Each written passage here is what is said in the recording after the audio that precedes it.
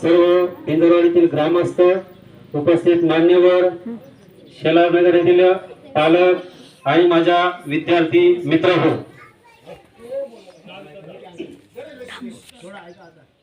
अतिशय आनंदाचा, उत्साहाचा, जल्लोषाचा दिवस आहे. कारण आज 26 जानेवारी आहे. आज 26 जानेवारी 2022 म्हणजेच प्रजासत्ताक दिन. मित्र हो, तुम्हाला माहित आहे आपण स्वातंत्र्य दिन आणि प्रजासत्ताक दिन साजरा करत असतो. स्वातंत्र्य दिन हा 15 ऑगस्टला आपण साजरा करत असतो, परंतु प्रजासत्ताक दिन आपण का साजरा करतो हे तुम्हाला माहित आहे का? नसेल तर मी त्यांची पार्श्वभूमी सांगतो.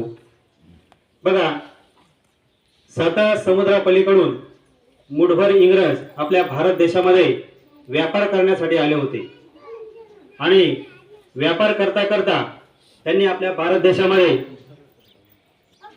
मोठं साम्राज्य निर्माण केलं आणि इतकं साम्राज्य निर्माण केलं की त्यांनी आपल्या भारत देशाला खूपच लुटलं. अगदी म्हणायचे की भारतात सोन्याचा धूर निघतो, परंतु आपल्या भारत देशातून हा सोन्याचा निघणारा धूर, हे सोनं वगैरे सर्व त्यांनी लुटलं. आपल्या देशातली सगळी संपत्ती त्यांनी लुटून आपल्या देशात घेऊन गेले आणि हे आपल्या देशात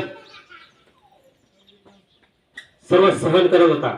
आपल्या भारतीय जनतेला हे खूप अन्याय करत होते, लुटत होते आणि या अन्यायाविरुद्ध जनतेने लढा देण्याचं ठरवलं आणि अतिशय क्रांतिकारक, शूरवीर, देशभक्त आणि सर्व जनतेने यांची गुलामगिरी झुगारून देण्यासाठी अतिशय प्रयत्न केले.